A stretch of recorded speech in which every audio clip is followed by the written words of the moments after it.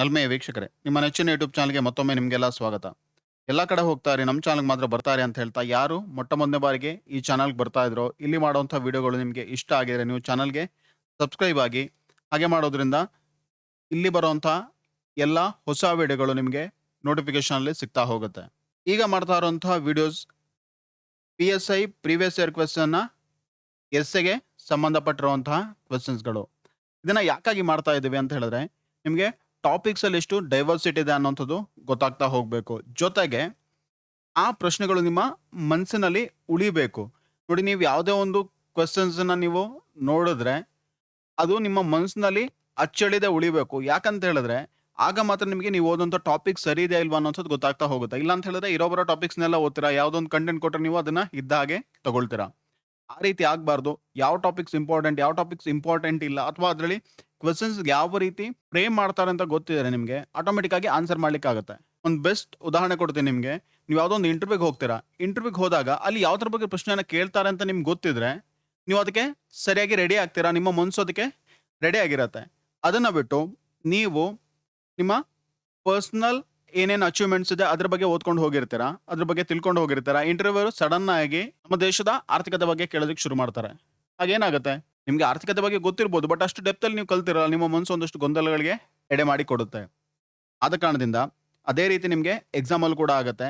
ನೀವು ಓದಿರೋಂಥ ಪ್ರಶ್ನೆಗಳು, ನೀವು ಓದಿರೋಂತಹ ಮೆಟೀರಿಯಲ್ಗಳು ಪೊಲೀಸ್ ಡಿಪಾರ್ಟ್ಮೆಂಟ್ ಬಗ್ಗೆ ಇರ್ಬೋದು, ಆದರೆ ಅಲ್ಲಿ ಸ್ಪೆಸಿಫಿಕ್ ಆಗಿ ಕೇಳಿರೋಂತಹ ಕಂಟೆಂಟ್ ನಿಮ್ಮಲ್ಲಿ ಇಲ್ಲ, ಅಥವಾ ನೀವು ಅದಕ್ಕೆ ರೆಡಿ ಆಗಲಿಲ್ಲ ಅಂತ ಹೇಳಿದ್ರೆ ಎಕ್ಸಾಮ್ ಅಲ್ಲಿ ಟೆನ್ಷನ್ ಶುರು ಆಗ್ತಾ ಹೋಗುತ್ತೆ. ಆದ ಕಾರಣದಿಂದ ನಿಮಗೆ ಕಂಪ್ಲೀಟ್ ಆಗಿ ಏನ್ ಬರುತ್ತೆ ಏನಾಗುತ್ತೆ ಅನ್ನೋಂಥದ್ರ ಪರಿಚಯ ಇರಬೇಕು. ಅದಕ್ಕೆ ನೀವು ಈ ಟಾಪಿಕ್ಗಳನ್ನ ಕಂಟೆಂಟ್ನ ಬರೆದಿಟ್ಕೊಂಡ್ರೆ ನಿಮ್ಮ ಮನಸ್ಸಿನಲ್ಲಿ ಅದು ಉಳಿಯುತ್ತೆ. ಹಾಗೂ ನಿಮಗೆ ಒಂದು ಕಾನ್ಫಿಡೆನ್ಸ್ ಬರುತ್ತೆ. ನಾನು ಇಷ್ಟೆಲ್ಲ ಪ್ರಿಪೇರ್ ಆಗಿದ್ದೀನಿ, ಇಷ್ಟೆಲ್ಲ ಕ್ವಶನ್ಸ್ ಇದು ಬೇರೆ ಬೇರೆ ಟಾಪಿಕ್ಸ್ಗಳನ್ನ ರೆಡಿ ಮಾಡಿ ಇಟ್ಕೊಂಡು ಅದರಲ್ಲಿ ಮತ್ತೆ ಪುನಃ ಸಬ್ ಟಾಪಿಕ್ಸ್ ಅನ್ನ ಮಾಡಿ ಅದಕ್ಕೆ ಬೇಕಾದಂತಹ ಕಂಟೆಂಟ್ಗಳನ್ನ ನನ್ನ ಹತ್ರ ಇದೆ ಅಂತ ಇದ್ದಾಗ ನಿಮಗೆ ಆತ್ಮವಿಶ್ವಾಸ ಜಾಸ್ತಿ ಆಗ್ತಾ ಹೋಗುತ್ತೆ. ಸರಿ, ಹಾಗಿದ್ರೆ ಇವತ್ತಿನ ಟಾಪಿಕ್ಗಳು ಯಾವ್ಯಾವುದು ಇಲ್ಲಿ ನೋಡಿ. ಈ ಟಾಪಿಕ್ಗಳನ್ನ ನಾನು ಜನರಲ್ ಅಂತ ಹೇಳಿ ಡಿವೈಡ್ ಮಾಡ್ತೀನಿ. ಯಾಕಿದು ಜನರಲ್? ಒಂದಷ್ಟು ಕ್ವೆಶ್ಚನ್ಸ್ಗಳು, ಈ ತರದ ಕ್ವೆಶ್ಚನ್ಸ್ನ ನೀವು ಬೇರೆ ಪೇಪರಲ್ಲಿ ಮತ್ತೆ ಮತ್ತೆ ರಿಪೀಟ್ ಆಗಿರೋದನ್ನ ನೀವು ನೋಡಲ್ಲ. ಅಥವಾ ಇನ್ನೊಂದಷ್ಟು ಪ್ರಶ್ನೆಗಳು ಬೇರೆ ಯಾವುದೊಂದು ಕಂಟೆಂಟ್ಗೆ ಲಿಂಕ್ ಆಗಿರ್ಬೋದು. ಉದಾಹರಣೆಗೆ ಇತಿಹಾಸನೋ ಅಥವಾ ಕಾನ್ಸ್ಟಿಟ್ಯೂಷನ್, ಅದಕ್ಕೆಲ್ಲ ಸಂಬಂಧಪಟ್ಟಿರೋಂಥ ಪ್ರಶ್ನೆಗಳು ಇರ್ಬೋದು. ಅದರದ್ದು ಜನರಲ್ ಟ್ರೆಂಡಲ್ಲಿ ಇಲ್ಲ ಅಂತ ಹೇಳೋ ಕಾರಣದಿಂದ ನಾನಿಲ್ಲಿ ಸಪ್ರೇಟ್ ಆಗಿ ಬೇರೆ ಕ್ಯಾಟಗರಿಯಲ್ಲಿ ಹಾಕದೆ ಇಲ್ಲಿ ಹಾಕಿದ್ದೀನಿ. ನೀವು ಅದನ್ನ ಬೇರೆ ಕಡೆ ಬೇಕಿದ್ರು ಹಾಕ್ಬೋದು. ಉದಾಹರಣೆಗೆ ಇಲ್ಲಿ ಉದ್ಯೋಗದ ಬಗ್ಗೆ ಇದ್ದಾಗ ನೀವು ಅದನ್ನ ಇಕನಾಮಿಗೆ ಸಂಬಂಧಪಟ್ಟಿದೆ ಅಂತ ಹೇಳಿ ಅಲ್ಲಿ ಕನ್ಸಿಡರ್ ಮಾಡ್ಬೋದು. ಮೊದಲನೇ ಪ್ರಶ್ನೆ, ರಾಷ್ಟ್ರಕ್ಕೆ ಭಾರತ ರತ್ನ ಸರ್ ಎಂ ವಿಶ್ವೇಶ್ವರಯ್ಯನವರ ಕೊಡುಗೆ. ಇಲ್ಲಿ ನೀವು ಎಷ್ಟು ಫ್ಯಾಕ್ಟ್ಗಳನ್ನ ಕೊಡ್ತೀರೋ ಅದರಷ್ಟು ನಿಮಗೆ ಅಂಕಗಳು ಜಾಸ್ತಿ ಆಗ್ತಾ ಹೋಗುತ್ತೆ. ಆದ್ರಿಂದ ಅವ್ರ ಬಗ್ಗೆ ಗೊತ್ತಿದ್ದಾಗ ಮಾತ್ರ ನೀವು ಕ್ವೆಶ್ಚನ್ ಅಟೆಂಪ್ಟ್ ಮಾಡ್ಬೋದು. ನಂತರ ಸರ್ಕಾರಿ ಉದ್ಯೋಗ ಮತ್ತು ಖಾಸಗಿ ಉದ್ಯೋಗ, ಅಭಿಪ್ರಾಯ ಮತ್ತು ವಾಸ್ತವಿಕತೆ. ಇಲ್ಲಿ ನೋಡಿ, ಅಭಿಪ್ರಾಯ ಬರಿಬೇಕು, ಜೊತೆಗೆ ವಾಸ್ತವಿಕತೆ ಬರಿಬೇಕು. ಏನದು ವ್ಯತ್ಯಾಸ? ಅಭಿಪ್ರಾಯ ಅಂತ ಹೇಳಿದ್ರೆ ನಿಮ್ಮ ವ್ಯೂಸ್ ಅಲ್ಲಿ, ನಿಮ್ಮ ಅನಿಸಿಕೆಗಳು. ಏನು, ಸರ್ಕಾರಿ ಉದ್ಯೋಗದಲ್ಲಿ ಪರ್ಮನೆಂಟ್ ಕೆಲಸ ಇರುತ್ತೆ, ಯಾರು ಏನು ಮಾಡ್ಲಿಕ್ಕೆ ಆಗಲ್ಲ. ಜಾಬ್ ಅದು ಪರ್ಮನೆಂಟ್ ಆಗಿರೋವಂಥದ್ದು, ಮತ್ತಷ್ಟು ಬೆನಿಫಿಟ್ಗಳು ಸಿಗುತ್ತೆ, ಅದೆಲ್ಲ ಒಂದು ಕಡೆ. ನಂತರ ವಾಸ್ತವಿಕತೆ. ವಾಸ್ತವಿಕತೆ ಏನು, ಆ ರೀತಿ ಇದೆಯಾ, ಅಲ್ಲಿ ತುಂಬಾ ಆರಾಮವಾಗಿ ಇರ್ಬೋದಾ, ವರ್ಕ್ ಪ್ರೆಷರ್ ಇದೆಯಾ ಇಲ್ವಾ, ಟ್ರಾನ್ಸ್ಫರ್ ಎಲ್ಲ ಮಾಡ್ಲಿಕ್ಕೆ ಆಗಲ್ಲ, ಆಕ್ಷನ್ಗಳನ್ನ ತಗೊಳ್ಲಿಕ್ಕಾಗಲ್ಲ ಅನ್ನೋಂಥದ್ದು ನಿಜಾನ, ಅದನ್ನ ಬರಿಬೇಕು. ಜೊತೆಗೆ ಖಾಸಗಿ ಉದ್ಯೋಗ. ಖಾಸಗಿ ಉದ್ಯೋಗದಲ್ಲಿ ಏನಾಗುತ್ತೆ, ಖಾಸಗಿ ಉದ್ಯೋಗದಲ್ಲಿ ಜಾಬ್ ಸಿಗಲ್ಲ, ಪರ್ಮನೆಂಟ್ ಇಲ್ಲ ಅಂತ ಹೇಳ್ತಾರೆ, ಹೌದಾ? ಎಷ್ಟೋ ಕಡೆ ಅದು ಇದೆ. ಆದ್ರಿಂದ ನೀವು ಇಲ್ಲಿ ನಿಮ್ಮ ಆರ್ಗ್ಯುಮೆಂಟ್ಗಳನ್ನ ಕೊಡ್ತಾ ಹೋಗಿದಾಗ ನೀವು ಅಲ್ಲಿ ಒಂದಷ್ಟು ಫ್ಯಾಕ್ಟ್ಸ್ಗಳನ್ನ, ಡೇಟಾಗಳನ್ನ ಕೊಡ್ತಾ ಹೋಗ್ಬೇಕು. ಖಾಸಗಿ ಉದ್ಯೋಗದಲ್ಲಿ ಏನಾಗಿದೆ, ಏನಾಗ್ತಾ ಇದೆ, ಏನು ಸವಾಲುಗಳಿದೆ, ಅದನ್ನೆಲ್ಲ ಬರೀತಾ ಹೋಗಿ. ಎರಡನ್ನು ಕೂಡ ನೀವು ಬ್ಯಾಲೆನ್ಸ್ ಮಾಡ್ತಾ ಹೋಗ್ಬೇಕು. ಒಂದು ನಿಮ್ಮ ಅಭಿಪ್ರಾಯವನ್ನು ಬಿಂಬಿಸ್ಬೇಕು, ಅಲ್ಲಿ ಜೊತೆಗೆ ಅದರ ವಾಸ್ತವಿಕತೆಯನ್ನ ತಿಳಿಸ್ಬೇಕು. ಮತ್ತೆ ಪುನಃ ಇಲ್ಲಿ ಇದೆರಡನ್ನು ಕೂಡ ನೀವು ಅಡ್ರೆಸ್ ಮಾಡಬೇಕು. ಯಾವುದು? ಸರ್ಕಾರಿ ಮತ್ತೆ ಖಾಸಗಿ ಉದ್ಯೋಗಕ್ಕೆ ಸಂಬಂಧಪಟ್ಟಿರುವಂಥದ್ದು. ಭಾರತದಲ್ಲಿ ಒಂದು ವೃತ್ತಿಯಾಗಿ ಹೊರಹೊಮ್ಮುತ್ತಿರುವ ಕ್ರೀಡೆ. ನೋಡಿ, ಇದೆರಡು ಉದ್ಯೋಗಕ್ಕೆ ಸಂಬಂಧಪಟ್ಟಿರುವಂಥದ್ದು. ಇಲ್ಲಿ ಯಾವುದ್ರ ಬಗ್ಗೆ? ಕ್ರೀಡೆ. ಕ್ರೀಡೆ ಏನಾಗಿ ಹೊರಹೊಮ್ಮುತ್ತಿದೆ? ವೃತ್ತಿಯಾಗಿ. ಅರ್ಥಾಯ್ತಲ್ವಾ? ನೀವು ಕ್ರೀಡೆಯನ್ನ ಒಂದು ವೃತ್ತಿಯ ದೃಷ್ಟಿಕೋನದಿಂದ ನೋಡ್ಬೇಕಾಗತ್ತೆ. ಅದಕ್ಕೆ ಸಂಬಂಧಪಟ್ಟ ಹಾಗೆ ಏನೇನು ಆಗ್ತಾ ಇದೆ. ಉದಾಹರಣೆಗೆ ಯಾರೋ ಕ್ರೀಡೆಯಲ್ಲಿ ಇರೋಂಥವ್ರಿಗೆ ಗೌರ್ಮೆಂಟ್ ಅವರು ಏನು ಇನ್ಸೆಂಟಿವ್ಸ್ ಕೊಡ್ತಾರೆ. ಅವ್ರು ಯಾವುದಾದ್ರೂ ಮೆಡಲ್‌ನ ಗೆದ್ಕೊಂಡು ಬಂದ್ರೆ ಅವ್ರಿಗೆ ಏನೇನು ಬೆನಿಫಿಟ್ ಸಿಗುತ್ತೆ, ಅವ್ರಿಗೆ ಯಾವ್ಯಾವ ಪೋಸ್ಟ್‌ಗಳು ಸಿಗುತ್ತೆ, ರೈಲ್ವೇಸಲ್ಲಿ ಸಿಗುತ್ತೆ ಅಥವಾ ಪೊಲೀಸ್ ಡಿಪಾರ್ಟ್‌ಮೆಂಟಲ್ಲಿ ಸಿಗುತ್ತೆ ಅದೊಂದು. ನಂತರ ವೃತ್ತಿಯಾಗಿ ಹೊರಹೊಮ್ಮಬೇಕು ಅಂತ ಹೇಳಿದ್ರೆ ಅದಕ್ಕೊಂದಷ್ಟು ಸ್ಕಿಲ್‌ಗಳನ್ನ ಕೊಡಬೇಕು. ಸ್ಕಿಲ್‌ಗಳನ್ನ ಕೊಡೋದಕ್ಕೆ ಸ್ಪೋರ್ಟ್ಸ್ ಅಥಾರಿಟಿ ಆಫ್ ಇಂಡಿಯಾದಿಂದ ಯಾವ್ದಾದ್ರು ಇನ್ಸ್ಟಿಟ್ಯೂಟ್‌ಗಳಿದೆಯಾ? ಅವ್ರನ್ನ ತುಂಬಾ ವೃತ್ತಿಪರರಾಗಿ ಟ್ರೈನ್ ಮಾಡ್ತಾ ಇದ್ದಾರಾ? ಅಥವಾ ಸುಮ್ಮನೆ ಅವ್ರ ಇಂಟ್ರೆಸ್ಟಿಂದ ಹೋಗಿ ಅವರೇ ಆಡ್ಕೊಂಡು ಬರ್ತಾ ಇದ್ದಾರಾ? ಇನ್ನೇನೇನು ಆಗ್ತಾ ಇದೆ? ಯಾವ ರೀತಿಯಾದಂತಹ ಪ್ರೊಫೆಷನಲ್ ಕಿಟ್‌ಗಳಾಗಿರ್ಬೋದು, ಪ್ರೊಫೆಷನಲ್ ಟ್ರೈನಿಂಗ್ ಅವ್ರಿಗೆ ಸಿಗ್ತದೆ ಅದನ್ನ ಬರಿಬೇಕು. ಭಾರತದಲ್ಲಿ ಲಿಂಗಾನುಪಾತ 6 ರೇಷಿಯೋ ನಮ್ಮ ದೇಶದಲ್ಲಿ ಹೇಗಿದೆ? ಚರ್ಚಿಸಿ ಅಂತ ಕೊಟ್ಟಿದ್ದಾರೆ. ಚರ್ಚಿಸಿ ಅಂತ ಕೊಟ್ಟಾಗ ಏನಾಯ್ತು ಇದು? ಓಪನ್ ಎಂಡೆಡ್ ಕ್ವೆಶ್ಚನ್ ಆಯ್ತು. ಇದರಲ್ಲಿ ಏನ್ ಬೇಕಾದ್ರೂ ನೀವು ಬರಿಬೋದು. ಕಾರಣಗಳು, ಸಮಸ್ಯೆಗಳು, ಯಾಕೆ ಹೀಗಾಗ್ತಾ ಇದೆ, ಏನಾಗಬೇಕು, ನಿಮ್ಮ ದೂರದೃಷ್ಟಿ, ನಂತರ ಗೌರ್ಮೆಂಟ್ ಇದು ಸ್ಕೀಮ್ಗಳು ಅದನ್ನೆಲ್ಲ ಬರಿಬೇಕು. ನೋಡಿ ಈ ತರ ಪ್ರಶ್ನೆಗಳು ಬಂದಾಗ ನೀವು ಯಾವ ರೀತಿ ಅಟೆಂಪ್ಟ್ ಮಾಡ್ತೀರಿ? ನಿಮ್ಗೆ ಇದು ಯಾವುದೇ ಬುಕ್ಕಲ್ಲಿ ನಿಮಗೆ ಈ ತರದ ಕ್ವಶನ್ಸ್ಗಳನ್ನ ಫ್ರೇಮ್ ಮಾಡಿಕೊಡುವಂಥದ್ದು ತುಂಬಾ ಕಷ್ಟ ಆಗುತ್ತೆ. ಪರ್ಟಿಕ್ಯುಲರ್ ಆಗಿ ಇರುವಂಥದ್ದು ಉದಾಹರಣೆಗೆ ಲಿಂಗಾನುಪಾತ ಆಗಿರ್ಬೋದು, ನಂತರ ಇನ್ನೇನಿದೆ ಮಹಿಳೆಯರ ಶಿಕ್ಷಣದ ಬಗ್ಗೆ ಆಗಿರ್ಬೋದು. ಆ ಥರ ಸಣ್ಣ ಸಣ್ಣ ಕ್ವೆಶನ್ಸ್ಗಳನ್ನ ಕೊಟ್ಟಾಗ ನಿಮ್ಗೆ ಅದೆಲ್ಲದಕ್ಕೂ ಕೂಡ ಕಂಟೆಂಟ್ನ ರೆಡಿ ಮಾಡಿಕೊಟ್ಟು ಮತ್ತೆ ಪ್ರಬಂಧಗಳನ್ನ ಫ್ರೇಮ್ ಮಾಡ್ತಾ ಹೋಗಿ ನೂರಾರು ಬುಕ್ಗಳನ್ನ ಬರೀಲಿಕ್ಕಾಗಲ್ಲ. ಅದರಿಂದ ಏನು ಮಾಡಬೇಕು? ನಿಮ್ಗೆ ಎಲ್ಲೆಲ್ಲಿ ಕಂಟೆಂಟ್ ಸಿಗುತ್ತೆ ಅದನ್ನ ನೀವು ಸ್ವಲ್ಪ ಯೋಚನೆ ಮಾಡಬೇಕು. ನೀವು MCQನ ಸಾಲ್ವ್ ಮಾಡ್ತಿರಲ್ವಾ ಅಂಥ ಸಂದರ್ಭದಲ್ಲಿ ಇದನ್ನ ಕ್ವೆಶನ್ಸ್ ಅಲ್ಲಿ ಯಾವ ರೀತಿ ಕೇಳ್ಬೋದು, ಅಲ್ಲಿ ಯಾವ ರೀತಿ ಕೇಳ್ಬೋದು, ಅದಕ್ಕೆ ಏನೇನು ಕಂಟೆಂಟ್ ಇಲ್ಲಿಂದ ಸಿಗುತ್ತೆ ಅನ್ನೋದನ್ನ ಒಂದಷ್ಟು ಕಡೆ ಬರೆದಿಟ್ಕೊಳ್ಳಿ. ನಿಮ್ಮ ಬಜೆಟ್ ಆಗಿರ್ಬೋದು ಅಥವಾ ಇಕನಾಮಿಕ್ ಸರ್ವೆ ಆಗಿರ್ಬೋದು, ಜನಗಣತಿಗೆ ಸಂಬಂಧಪಟ್ಟಿರುವಂಥದ್ದಾಗಿರ್ಬೋದು, ಅಲ್ಲೆಲ್ಲ ನಿಮ್ಗೆ ಇದಕ್ಕೆ ಬೇಕಾದಷ್ಟು ಮಾಹಿತಿಗಳು ಸಿಗುತ್ತೆ. ಕರೆಂಟ್ ಅಫೇರ್ಸ್ ಅಲ್ಲಿ ಕೂಡ ಇದಕ್ಕೆ ಬೇಕಾದಂಥ ಮಾಹಿತಿಗಳು ಸಿಗ್ತಾ ಹೋಗುತ್ತೆ. ನೋಡಿ ಇದೆಲ್ಲ ರೀಸೆಂಟ್ ಆಗಿರೋಂಥ ಕ್ವೆಶನ್ಸ್ ಇದು 2017, 16 ಅದಕ್ಕೆ ಸಂಬಂಧಪಟ್ಟಂತಹ ಪ್ರಶ್ನೆಗಳು. ಅಂಕಿಯ ವಯಸ್ಸು ವರವೋ ಶಾಪವೋ? ನೀವು ಇಲ್ಲಿ ಎರಡನ್ನೂ ಅಡ್ರೆಸ್ ಮಾಡಬೇಕು. ಅದು ವರನ, ಶಾಪನ, ಹೋದ, ಯಾಕೆ, ಏನು ಅನ್ನುವಂಥದ್ದು. ಬೇರೆಯವರಲ್ಲಿ ನೀನು ಕಾಣಬಯಸೋ ಬದಲಾವಣೆ ನೀನೇ ಆಗಿಬಿಡು. ಗಾಂಧೀಜಿಯವರು ಹೇಳಿರೋಂತಹ ಮಾತು. ಇದು ಇಂಟೆಲಿಜೆನ್ಸ್ ಎಕ್ಸಾಮ್ ಅಲ್ಲಿ ಬಂದಿರುವಂಥದ್ದು. ನಂತರ ಇಲ್ಲಿ ಇರೋಂಥ ಕ್ವೆಶನ್ಸ್ ನೋಡಿ, ಇದು ಕೋರ್ಸ್ಗಳಿಗೆ ಸಂಬಂಧಪಟ್ಟಿರುವಂಥದ್ದು, ಫಿಲಾಸಫಿಗೆ ಸಂಬಂಧಪಟ್ಟಿರುವಂತಹ ಪ್ರಶ್ನೆ. ಇದನ್ನ ನೀವು ತುಂಬಾ ಜನರಲ್ ಆಗಿ ಬರಿಬೋದು. ಆದ್ರೆ ಇಲ್ಲಿ ಇದನ್ನ ಯಾರು ಹೇಳಿದ್ದಾರೆ ಅಂತ ಕೊಟ್ಟಿದ್ದಾರೆ? ಗಾಂಧೀಜಿಯವರು ಹೇಳಿದ್ದಾರೆ ಅಂತ ಹೇಳಿ ಕೊಟ್ಟಿದ್ದಾರೆ. ಗಾಂಧೀಜಿಯವರ ಬದುಕಿನ ಉದಾಹರಣೆಗಳನ್ನ ನೀವು ಕೊಡ್ಬೋದು. ನಂತರ ಇನ್ನೇನು ಕೊಡ್ಬೋದು? ಬೇರೆ ವ್ಯಕ್ತಿಗಳ ಉದಾಹರಣೆಯನ್ನ ಕೊಡ್ಬೋದು. ಅನೇಕರು ಏನ್ ಮಾಡ್ತಾ ಇರ್ತಾರೆ, ಹಾಗಾಗ್ಬೇಕು ಹೀಗಾಗ್ಬೇಕು ಅನ್ನೋದನ್ನು ತುಂಬಾ ಕಂಪ್ಲೇಂಟ್ ಕೊಡ್ತಾ ಇರ್ತಾರೆ. ಆದ್ರೆ ಅವರು ಏನು ಕೆಲಸವನ್ನ ಆ ದೃಷ್ಟಿಯಲ್ಲಿ ಮಾಡ್ತಾ ಇರಲ್ಲ. ನಮ್ಮ ಸಮಾಜದಲ್ಲಿ ಹಾಗಿರ್ಬೇಕು, ಹೀಗಿರ್ಬೇಕು, ಭ್ರಷ್ಟಾಚಾರ ಕಮ್ಮಿ ಆಗ್ಬೇಕು ಅಂತೆಲ್ಲ ಹೇಳ್ತಾ ಇರ್ತಾರೆ. ಬಟ್ ಅಲ್ಲಿ ಹೋದಾಗ ಅವ್ರು ಏನ್ ಮಾಡ್ತಾರೆ? ಭ್ರಷ್ಟಾಚಾರಕ್ಕೆ ಏನೇನು ಪೂರಕ ವಾತಾವರಣ ಬೇಕು ಅವರೇ ಸೃಷ್ಟಿ ಮಾಡ್ತಾರೆ, ಅವರೇ ಲಂಚವನ್ನು ಕೊಡ್ತಾರೆ. ಅಂತ ಘಟನೆಗಳೆಲ್ಲ ಆಗ್ತಾ ಇರುತ್ತೆ. ಅದಕ್ಕೆ ಏನ್ ಮಾಡ್ಬೇಕು? ನಾವು ಆ ರೀತಿ ಆಗ್ಬಾರ್ದು ಅನ್ನೋದನ್ನ ಇಲ್ಲಿ ಬಿಂಬಿಸಬೇಕು. ನಂತರ ಇಂದು ನಮ್ಮ ರಾಷ್ಟ್ರ ಬಾಹ್ಯ ಬೆದರಿಕೆಗಳಿಂದ ಹೆಚ್ಚಾಗಿ ಆಂತರಿಕ ಬೆದರಿಕೆಗಳನ್ನು ಎದುರಿಸುತ್ತಿದೆ. ಚರ್ಚಿಸಿ. ನೋಡಿ ಕ್ವೆಶನ್ಸ್ಗಳು ಯಾವ ರೀತಿ ಇವಾಲ್ವ್ ಆಗ್ತಿದೆ ಅನ್ನೋದು ಟ್ರೆಂಡ್ ನ ಇದರಲ್ಲಿ ನೀವು ಗಮನಿಸಬೇಕು. ಸ್ಟಾರ್ಟಿಂಗ್ ಅಲ್ಲಿ ಇರುವಂತ ಕ್ವೆಶನ್ಗೂ ಈಗ ಇರೋಂಥ ಕ್ವೆಶನ್ಸ್ಗೂ ಇದೆಲ್ಲ ಅನಾಲಿಸಿಸ್ ನ ರೂಪದಲ್ಲಿ ಬರ್ತಾ ಇದೆ. ತುಂಬಾ ಜನರಲ್ ಆಗಿರೋಂಥ ಕ್ವೆಶನ್ಸ್ಗಳನ್ನ ಕೇಳ್ತಾ ಇಲ್ಲ. ಅದನ್ನು ನೀವು ಗಮನದಲ್ಲಿ ಇಟ್ಕೊಂಡು ಓದಬೇಕು. ಇಲ್ಲಿರುವಂತಹ ಪ್ರಶ್ನೆಗಳಿಗೆ ನೀವು ಸಾಮಾನ್ಯವಾಗಿ ಎಲ್ಲೂ ಕೂಡ ಕಂಟೆಂಟ್ನ ನೀವು ತಗೊಳ್ಳಿಕ್ಕೆ ಆಗಲ್ಲ. ನಿಮ್ಮ ಮನಸ್ಸಲ್ಲಿ ಏನು ಮೂಡುತ್ತೆ, ಬೇರೆ ಫ್ಯಾಕ್ಟ್ಸ್ಗಳು ಏನಿದೆ ಅದನ್ನೆಲ್ಲವನ್ನು ಕೂಡ ನೀವು ಒಂದಗಡೆ ಕ್ರೋಢೀಕರಿಸಿ ಉತ್ತರವನ್ನು ಬರಿಬೇಕು. ಇಲ್ಲಿ ರಾಷ್ಟ್ರದ ಭದ್ರತೆ ಬಗ್ಗೆ ಕೊಟ್ಟಿದ್ದಾರೆ. ಇಲ್ಲಿ ಏನು ಸಮಸ್ಯೆ ಆಗುತ್ತೆ ಗೊತ್ತಾ? ಆಂತರಿಕ ಬೆದರಿಕೆ ಅಂತ ಹೇಳಿ ಕೊಟ್ಟಿದ್ದಾರೆ. ಆದ್ರೆ ಆಂತರಿಕ ಬೆದರಿಕೆ ಅಂತ ಬರೆದಾಗ ನಿಮಗೆ ಅನೇಕ ಫ್ಯಾಕ್ಟರ್ಸ್ಗಳು ಬರುತ್ತೆ. ಆ ಫ್ಯಾಕ್ಟರ್ಸ್ಗಳನ್ನ ನೀವು ನೆಗೆಟಿವ್ ಆಗಿ ತುಂಬಾ ಕ್ರಿಟಿಸೈಸ್ ಮಾಡ್ಲಿಕ್ಕೆ ಹೋಗ್ಬಾರ್ದು. ಉದಾಹರಣೆಗೆ ಕೋಮುವಾದ ಅಂತಿದೆ. ಕೋಮುವಾದ ಒಂದು ಆಂತರಿಕವಾದಂತಹ ಬೆದರಿಕೆ ಖಂಡಿತವಾಗ್ಲು. ಅಲ್ಲೇನ್ ಮಾಡ್ತೀರಾ ನೀವು? ಕೋಮುವಾದದ ಬಗ್ಗೆ ಬರೀತೀರಾ, ಆದ್ರೆ ಯಾವುದೇ ಜಾತಿ ಧರ್ಮವನ್ನ ನೇರವಾಗಿ ಟಾರ್ಗೆಟ್ ಮಾಡ್ಲಿಕ್ಕೆ ಹೋಗ್ಬಾರ್ದು. ಯಾಕೆ? ಒಂದು, ನಮ್ಮ ದೇಶ ನಡೀತಾ ಇರುವಂಥದ್ದು ನಮ್ಮ ಸಂವಿಧಾನದ ಆಶಯಗಳ ಮೇಲೆ, ಅದು ಒಂದು ಫ್ಯಾಕ್ಟ್. ನಂತರ ನಿಮ್ಮ ಮಾರ್ಕ್ಸ್ ರಿಲೇಟೆಡ್ ಅಲ್ಲಿ ಇವ್ಯಾಲ್ಯೂಯೇಟ್ ಮಾಡುವಂಥವ್ರು ಯಾರು ಅಂತ ಗೊತ್ತಿರಲ್ಲ ನಿಮಗೆ. ಅವ್ರದ್ದು ಪರ್ಸನಲ್ ವ್ಯೂಸ್ ಯಾವ ರೀತಿ ಇರುತ್ತೆ ಅಂತ ಗೊತ್ತಿರಲ್ಲ. ಅವ್ರಿಗೆ ಹೇಗಿರ್ಬೇಕು ಅಂತ ಹೇಳಿದ್ರೆ ಅವರ ಪರ್ಸನಲ್ ವ್ಯೂಸ್ ಯಾವುದೇ ಇದ್ರೂ ಕೂಡ, ಅವ್ರು ಯಾವುದೇ ಧರ್ಮಕ್ಕೆ ಸಂಬಂಧಪಟ್ಟವರಾಗಿದ್ರು ಕೂಡ ನಿಮ್ಮ ವ್ಯೂಸನ್ನ ನೋಡಿದಾಗ ಅವ್ರಿಗೆ ಹೌದು ಇದು ಸತ್ಯ ಅನ್ನೋಂಥ ಇರಬೇಕು. ನಮ್ಮ ವ್ಯಕ್ತಿತ್ವ ಕೂಡ ಹಾಗೆ ಇರಬೇಕು. ಎಕ್ಸಾಮ್ಗೆ ಬೇಕಾಗಿ ಅಂತ ಹೇಳ್ತಾ ಇಲ್ಲ ನಾನು. ಜನರಲ್ ಆಗಿ ನೀವು ಶಿಕ್ಷಣವನ್ನ ಪಡೆದಂತಹ ವ್ಯಕ್ತಿ ಆಗಿದ್ರೆ ನಿಮಗೆ ದೇಶದ ಬಗ್ಗೆ ಒಂದು ಉದಾತ್ತವಾದಂಥ ಕಲ್ಪನೆ ಇರಬೇಕು, ವಿಶಾಲವಾದಂತಹ ಕಲ್ಪನೆ ಇರಬೇಕು. ಬರೀ ಸಂಕುಚಿತ ಭಾವನೆಗಳಿಂದ ನಾವು ಯಾವುದನ್ನು ಕೂಡ ತಗೋಬಾರ್ದು. ಜಾತಿ ಧರ್ಮ ಅದರ ಮಧ್ಯೆ ಕಚ್ಚಾಡುವಂಥದ್ದು, ಅದರಲ್ಲೇ ಕೂಡ ನಾವು ಇನ್ನಷ್ಟು ಸಮಸ್ಯೆಗಳನ್ನ ಹುಟ್ಟಾಕುವಂಥದ್ದು ಅದನ್ನ ಮಾಡ್ಲಿಕ್ಕೆ ಹೋಗ್ಬಾರ್ದು. ಅದನ್ನೆಲ್ಲ ತೊಡೆದು ಹಾಕಿ ನಾವೇನ್ ಮಾಡಬೇಕು? ಭದ್ರವಾದಂತಹ ದೇಶ, ಭವ್ಯವಾದಂತಹ ಭಾರತವನ್ನ ನಿರ್ಮಾಣ ಮಾಡಬೇಕು. ದುರ್ಬಲ ಎಂದಿಗೂ ಕ್ಷಮಿಸಲಾರ, ಕ್ಷಮೆ ಬಲಶಾಲಿಯ ಲಕ್ಷಣ. ದುರ್ಬಲ ಎಂದಿಗೂ ಏನ್ ಮಾಡ್ಲಿಕ್ಕೆ ಸಾಧ್ಯವಿಲ್ಲ, ಆತನಿಗೆ ಕ್ಷಮಿಸ್ಲಿಕ್ಕೆ ಸಾಧ್ಯ ಇಲ್ಲ. ನೋಡಿ, ಕ್ಷಮೆ ಅನ್ನುವಂಥದ್ದು ಬಲಶಾಲಿಯ ಲಕ್ಷಣ. ಯಾರಿಗೆ ಅಷ್ಟೊಂದು ಮಾನಸಿಕವಾದಂಥ ಬಲ ಧೈರ್ಯ ಎಲ್ಲ ಇರುತ್ತೋ ಅವನು ಮಾತ್ರ ಕ್ಷಮೆಯನ್ನ ಕೊಡ್ತಾನೆ, ಸುಖ ಸುಮ್ಮನೆ ಯಾರು ಕೊಡಲ್ಲ ಅನ್ನೋಂಥದ್ದು. ಇದಕ್ಕೆ ನೀವು ಎಸ್ಸೆನ ಬರಿಬೇಕು. 2019 ಬಂದಿರುವಂಥದ್ದು ನೋಡಿ. ಇದು ಕೂಡ ಮತ್ತೆ ಪುನಃ ಫಿಲಾಸಫಿಗೆ ಸಂಬಂಧಪಟ್ಟಂತ ಎಸ್ಸೆ ಆಯ್ತು. ಇಲ್ಲಿ ಕೂಡ ನೀವು ಉದಾಹರಣೆಗಳನ್ನ ಕೊಡಬೇಕಾಗತ್ತೆ. ಯಾರು ನೀವು ಇತಿಹಾಸದಲ್ಲಿ ಇಂತಹ ಕ್ಷಮೆಯನ್ನ ತೋರಿದ್ದಾರೆ, ಅಥವಾ ಇದಕ್ಕೆ ಬೇರೆ ಯಾವುದನ್ನ ನೀವು ರಿಲೇಟ್ ಮಾಡ್ತೀರ. ಉದಾಹರಣೆ, ಕ್ಷಮಾಧರಿತ್ರಿ ಅಂತ ಹೇಳಿ ಕರೀತಾರೆ ಭೂಮಿಯನ್ನ. ದುರ್ಬಲನಿಂದ ಯಾರಿಗೂ ಕೂಡ ಕ್ಷಮೆ ಮಾಡ್ಲಿಕ್ಕೆ ಆಗಲ್ಲ, ಕ್ಷಮಿಸೋಕೆ ಆಗಲ್ಲ. ಯಾವ ಎಕ್ಸಾಂಪಲ್ಗಳನ್ನ ನೀವು ಕೊಡ್ತೀರಾ, ಯಾವ ಶ್ರೇಷ್ಠ ವ್ಯಕ್ತಿಯ ಉದಾಹರಣೆಗಳನ್ನ ಕೊಡ್ತೀರಾ, ಯಾವುದು ಬೇಕಾದರೂ ಕೊಡ್ಬೋದು ನೀವು. ಅರ್ಥ ಆಯ್ತಲ್ವಾ? ಈಗ ಜನರಲ್ ಟಾಪಿಕ್ನ ಕೆಳಗಡೆಗೆ ಏನೇನು ಪ್ರಶ್ನೆಗಳನ್ನ ಕೇಳಿದ್ದಾರೆ.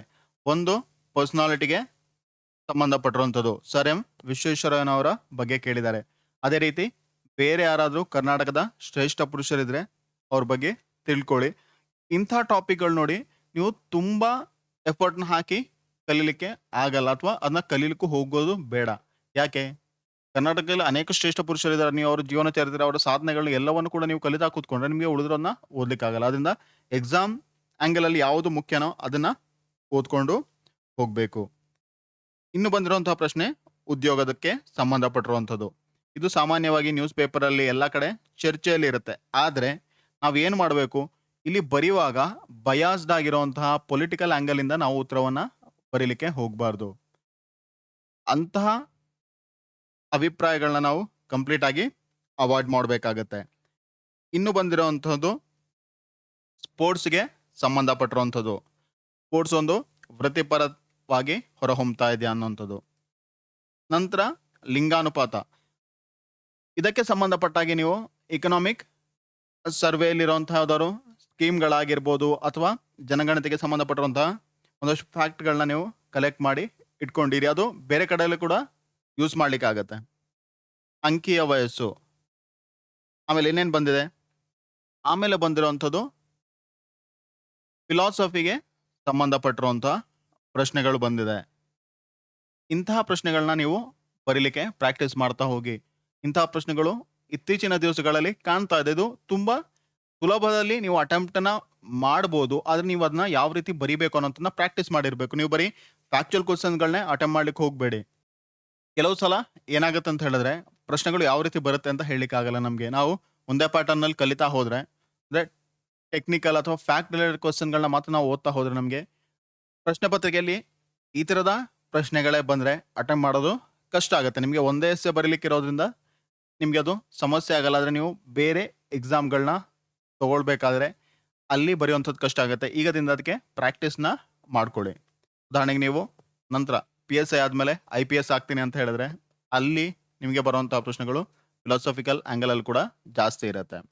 ಈಗ ಬರುವಂತಹ ಕ್ಯಾಟಗರಿ, ಇದನ್ನ ನಾನು ಸಮಾಜದ ಆಗು ಹೋಗುಗಳು ಅಥವಾ ಸಮಾಜದಲ್ಲಿರುವಂತಹ ಸಮಸ್ಯೆಗಳು, ಸಾರ್ವಜನಿಕ ಜೀವನದ ಬಗ್ಗೆ ಇರುವಂತಹ ಟಾಪಿಕ್ ಅಂತ ಹೇಳಿ ಇದನ್ನ ಇಲ್ಲಿ ಕೊಟ್ಟಿದ್ದೀನಿ. ಆದ್ರಿಂದ ಇದನ್ನ ಸೊಸೈಟಿ ಅಥವಾ ಸಮಾಜಕ್ಕೆ ರಿಲೆವೆಂಟ್ ಆಗಿರೋ ಕಂಟೆಂಟ್ ಅಂತ ಹೇಳಿ ನೀವು ತಗೋಬಹುದು. ಭಾರತದ ಜನಸಂಖ್ಯೆ ದೇಶದ ಮೇಲೆ ಇದರ ಪರಿಣಾಮಗಳೇನು? ಭಾರತದ ಜನಸಂಖ್ಯೆ ದೇಶದ ಮೇಲೆ ಇದರ ಪರಿಣಾಮ ಏನು? ನೋಡಿ, ಎಲ್ಲಾ ಪ್ರಶ್ನೆಗಳಲ್ಲಿ ನೀವು ಒಂದನ್ನ ಗಮನಿಸ್ಬೋದು. ಅಲ್ಲಿ ಏನ್ ಮಾಡ್ತಾ ಇದ್ದಾರೆ, ಯಾವುದೇ ಒಂದು ಸೋಷಿಯಲ್ ಪ್ರಾಬ್ಲಮ್ ಇರ್ಬೋದು ಅಥವಾ ಯಾವುದೇ ಒಂದು ಕಾಂಟ್ರಿಬ್ಯೂಷನ್ ಇರ್ಬೋದು, ಅದನ್ನ ದೇಶದ ಮೇಲೆ ಜಾಸ್ತಿ ಫೋಕಸ್ ಮಾಡ್ತಾ ಇದೆ. ದೇಶ ಅಥವಾ ಸಮಾಜ, ಸಮಾಜ ಅಂತ ಹೇಳಿದ್ರೆ ದೇಶನೇ ಬರುತ್ತೆ ಅಲ್ಲಿ. ಆದ್ರಿಂದ ನೀವು ಯಾವುದೋ ಒಂದು ವಿಷಯನ ತಗೊಂಡ್ರೆ ಅದು ದೇಶದ ಮೇಲೆ ಯಾವ ರೀತಿ ಪರಿಣಾಮ ಆಗ್ತದೆ ಅನ್ನೋಂಥದ್ದನ್ನ ನೀವು ಪರಿಗಣಿಸ್ತಾ ಹೋಗ್ಬೇಕು. ಇಂಥದ್ದನ್ನ ನೀವು ಕ್ವಶನ್ ಪೇಪರ್ ಅನಾಲಿಸಿಸ್ ಮಾಡೋದ್ರಿಂದ ಕಲಿತೀರಾ, ಬೇರೆ ಏನೂ ಇಲ್ಲ. ಬಂದ್ನ ಆಗು ಹೋಗುಗಳು, ಬಂದ್ ಬೇಕಾ ಬೇಡವಾ, ಆಗು ಹೋಗುಗಳು ಅಂತ ಹೇಳಿ ನೀವು ಎರಡು ಆಂಗಲ್ ಅಲ್ಲಿ ಇದನ್ನ ಯೋಚನೆ ಮಾಡಬೇಕು. ಬಂದ್ ಮಾಡಿರೋದ್ರಿಂದ ಏನಾಗುತ್ತೆ, ಏನು ಆಗಲ್ಲ, ಏನು ಆಗ್ಬೇಕು, ಆರ್ಥಿಕತೆ ಏನಾಗುತ್ತೆ, ನಂತರ ನಮ್ಮ ದೇಶದ ಇಮೇಜ್ ಏನಾಗ್ತಾ ಹೋಗುತ್ತೆ. ನೋಡಿ, ನೀವು ಇದರಲ್ಲಿ ಜನರಲ್ ಆಗಿ ಬರೆಯುವಂತಹ ಪಾಯಿಂಟ್ಗಳು ಬೇರೆ, ತುಂಬಾ ಡೆಪ್ತ್ ಅಲ್ಲಿ ಅನಾಲಿಸಿಸ್ ಮಾಡಿ ಬರೆಯುವಂತಹ ಪ್ರಶ್ನೆಗಳೇ ಬೇರೆ, ಯೋಚನೆಗಳೇ ಬೇರೆ, ಅದರ ರೀತಿನೇ ಬೇರೆ.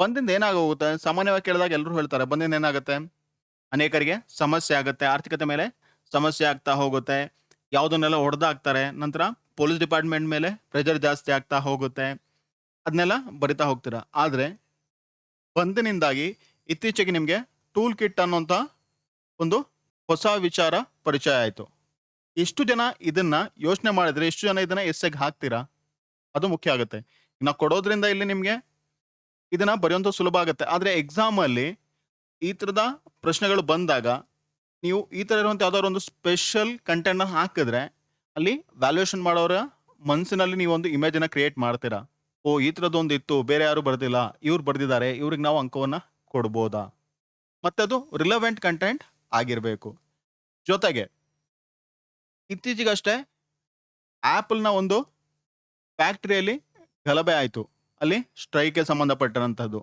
ಅದೇನಾಗುತ್ತೆ ಆಪಲ್ ಅನ್ನೋಂಥದ್ದು ಅಂತಾರಾಷ್ಟ್ರೀಯ ಸಂಸ್ಥೆ ನಮ್ಮ ದೇಶದಲ್ಲಿ ಬಂದಿದೆ ಅಂತ ಸಂದರ್ಭದಲ್ಲಿ ಕಾರಣಗಳು ಏನೇ ಇರಲಿ ಅಲ್ಲಿ ಗೊಂದಲಗಳು ಆದ್ರೆ ಬೇರೆ ಬೇರೆ ಕಂಪನಿಗಳು ಕೂಡ ಅದನ್ನ ಸೂಕ್ಷ್ಮವಾಗಿ ಗಮನಿಸುತ್ತೆ ಅವರು ಕೂಡ ಬರೀಲಿಕ್ಕೆ ಹಿಂಜರಿಯುವಂತ ಸಾಧ್ಯತೆ ಇದೆ ಅದಕ್ಕೆ ಸರ್ಕಾರ ಯಾವ ರೀತಿ ರೆಸ್ಪಾಂಡ್ ಮಾಡ್ತಿದೆ ಅದನ್ನೆಲ್ಲವನ್ನು ಕೂಡ ನೀವು ಅದಕ್ಕೆ ಸಂಬಂಧಪಟ್ಟಾಗೆ ಬರಿತಾ ಹೋಗ್ಬೋದು ಆಗ ಅದರ ಕಂಟೆಂಟ್ ಒಂದು ಅದ್ಭುತವಾದ ರೀತಿಯಲ್ಲಿ ರೂಪುಕೊಳ್ತಾ ಹೋಗುತ್ತೆ ಆ ಥರದ ವಿಚಾರಗಳನ್ನ ನೀವು ಅಲ್ಲಿ ತುಂಬಿಸ್ತಾ ಹೋಗಿ ಕೋಮುವಾದಕ್ಕೆ ಮಾನವತಾವಾದ ಉತ್ತರವಾದೀತೆ ಇಲ್ಲಿ ನಿಮ್ಮ ಒಪಿನಿಯನ್ನ ತಿಳಿಸ್ಬೇಕು ನೋಡಿ ಕೋಮುವಾದ ಅನ್ನೋಂಥದ್ದು ಒಂದು ಕಾಂಟ್ರವರ್ಷಿಯಲ್ ಟಾಪಿಕ್ ನೀವು ಅದನ್ನ ಅಡ್ರೆಸ್ ಮಾಡ್ಬೇಕಾದ್ರೆ ತುಂಬಾ ಹುಷಾರಾಗಿ ಮಾಡ್ಬೇಕು ನಾನು ಅದನ್ನ ಮಾಡಬೇಡಿ ಅಂತ ಹೇಳಲ್ಲ ನೀವು ಎಲ್ಲಿ ಬೇಕಾದ್ರೂ ಹೇಗೆ ಬೇಕಾದ್ರೂ ಮಾತಾಡ್ಬೋದಾದ್ರೆ ನೀವು ಮಾತಾಡೋಂಥ ರೀತಿ ನೀವು ಮಾತಾಡೋಂಥ ಕಂಟೆಂಟ್ ಸರಿ ಇತ್ತು ಅಂತ ಹೇಳಿದ್ರೆ ನೀವೆಲ್ಲೂ ಕೂಡ ಸಿಕ್ಕಾಕೊಳ್ಳೋದಕ್ಕೆ ಸಾಧ್ಯನೇ ಇಲ್ಲ ನಿಮ್ಮ ಆಶಯ ಸರಿಯಾಗಿರ್ಬೇಕು ಒಂದ್ ವೇಳೆ ನೀವು ಯಾವುದನ್ನಾದ್ರೂ ಹೇಳಿದ್ರೆ ತಪ್ಪಾಗಿ ಹೇಳಿದ್ರೆ ನೀವು ಅದನ್ನ ತಪ್ಪು ಯಾಕಾಯ್ತು ಅನ್ನೋಂಥದ್ದನ್ನ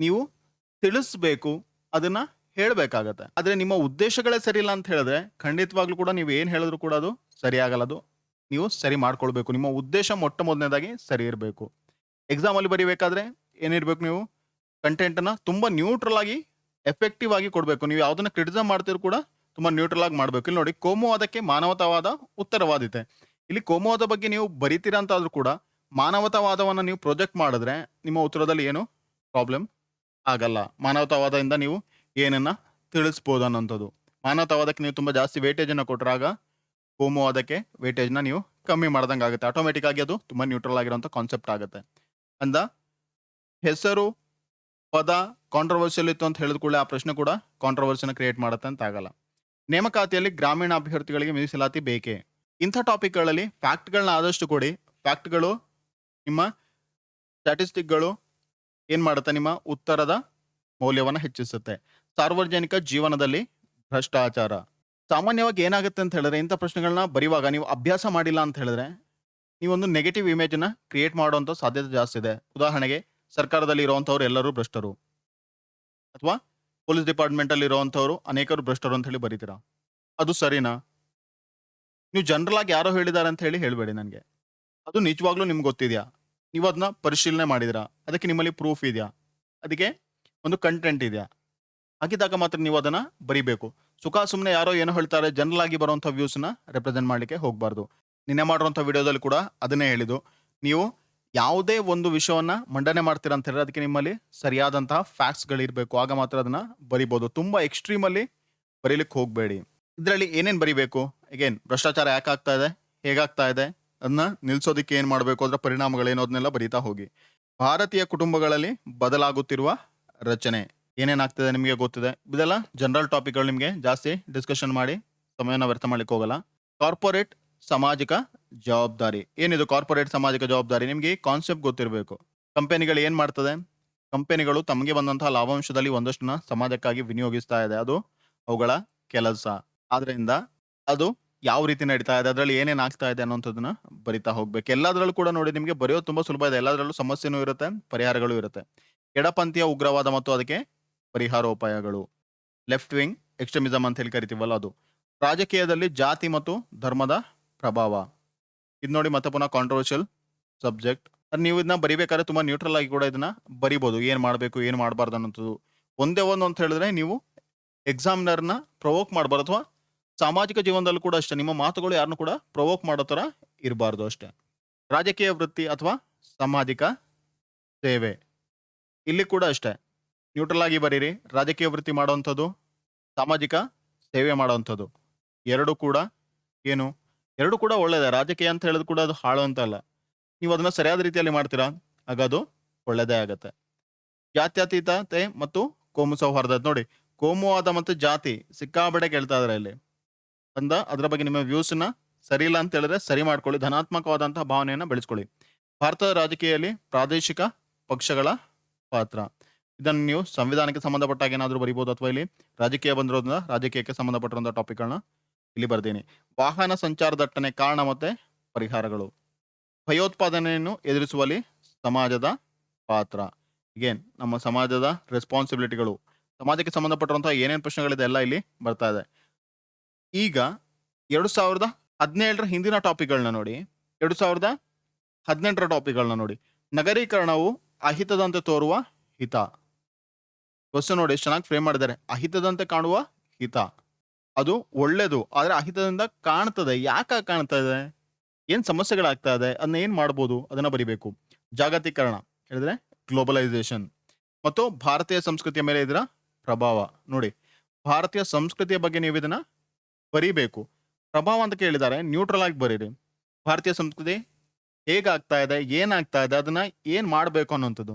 ಇಷ್ಟು ಟಾಪಿಕ್ಗಳು ಬರ್ತಾ ಇದೆ ನೋಡಿ. ಸಮಾಜವಾದ, ಸೋಷಿಯಲಿಸಂ ಮತ್ತು ಎಡದತ್ತವಾಲುವ ಸಿದ್ಧಾಂತಗಳ ಅವನತಿಯು ಆಧುನಿಕ ಸಮಾಜಕ್ಕೊಂದು ನಷ್ಟವಾಗಿದೆ. ಕ್ವಶನ್ ಇಷ್ಟೊಂದು ದೊಡ್ಡದಾಗಿದೆ. ಕರೆಕ್ಟಾಗಿ ಕಾನ್ಸೆಪ್ಟ್ಗಳು ನಿಮಗೆ ಗೊತ್ತಿರಬೇಕು. ಸೋಷಿಯಲಿಸಂ ಹೇಳಿದ್ರೇನು, ಅರ್ಬನೈಸೇಷನ್ ಹೇಳಿದ್ರೇನು, ನಕ್ಸಲಿಸಂ ಹೇಳಿದ್ರೇನು, ಅದು ಗೊತ್ತಿದ್ದಾಗ ನಿಮಗೆ ಬರೀಲಿಕ್ಕಾಗತ್ತೆ.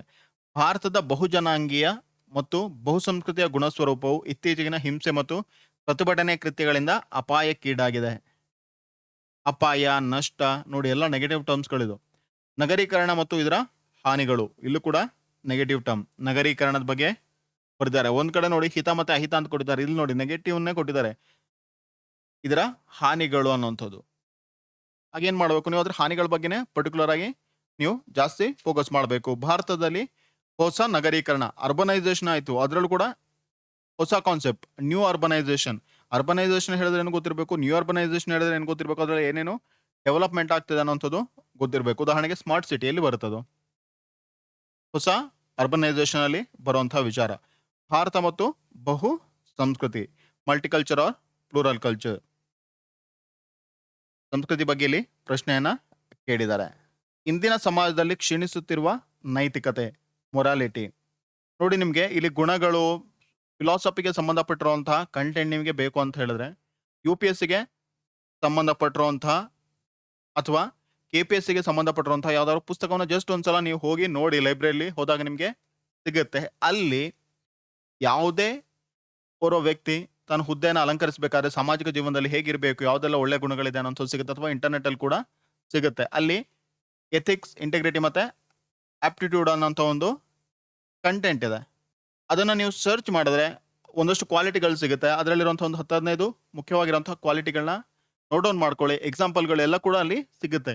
ಅದನ್ನ ನಿಮಗೆ ಫಿಲಾಸಫಿಕಲ್ ಎಸ್ಗಳಲ್ಲಿ ಬರೀಲಿಕ್ಕೆ ಸುಲಭ ಆಗುತ್ತೆ. ಉದಾಹರಣೆಗೆ ಇದು ನೈತಿಕತೆ ಅಂತ ಹೇಳಿದ್ರೆ ಏನು ಸುಮ್ಮನೆ ಬರೀಲಿಕ್ಕೆ ಆಗಲ್ಲ. ನೈತಿಕತೆಗೆ ಉದಾಹರಣೆಗಳನ್ನ ಕೊಡಿ, ಒಳ್ಳೆ ವ್ಯಕ್ತಿಗಳ ಹೆಸರಿನಲ್ಲಿ ಮೆನ್ಷನ್ ಮಾಡಿ, ಅವ್ರ ಜೀವನದ ಘಟನೆಗಳನ್ನ ಕೊಡಿ.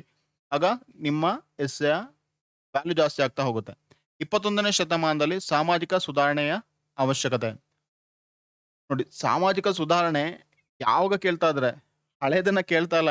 ಈಗ ಸಾಮಾಜಿಕ ಸುಧಾರಣೆ ಮಾಡ್ಬೇಕಾ, ಯಾಕೆ ಮಾಡ್ಬೇಕು, ಹೇಗ್ ಮಾಡ್ಬೇಕು ಅನ್ನೋದು ಬರ್ತಾ ಇದೆ. ಭಾರತದ ಜನಸಂಖ್ಯಾ ವರ ಅಥವಾ ನಿಷಿದ್ಧ ಕೆಳ್ಕೋಳು ಹೇಳಿದ್ರೆ ಡೆಮೋಗ್ರಾಫಿಕ್ ಡಿವಿಡೆಂಡ್. ಭಾರತದ ಜನಸಂಖ್ಯೆ ಹೇಗಿದೆ, ಅದು ಯಾವ ರೀತಿ ಸ್ಪ್ರೆಡ್ ಆಗಿದೆ, ಅದರಿಂದ ಆಗಿರುವಂತ ಅಡ್ವಾಂಟೇಜಸ್ ಏನು, ಡಿಸ್ಅಡ್ವಾಂಟೇಜಸ್ ಏನು, ಅದನ್ನ ಬರಿಬೇಕು. ನಿಮ್ಗೆ ಹೇಳಿದೆ, ಹಳೆ ಪ್ರಶ್ನೆಗಳು ಯಾವ ರೀತಿ ಬರ್ತಾ ಇತ್ತು 2017-18 ತನಕ. 2018 ಆದ್ಮೇಲೆ ಬಂದಿರುವಂತಹ ಪ್ರಶ್ನೆಗಳು ಯಾವ ತರ ಇದೆ ಅನ್ನೋಂಥದ್ದು.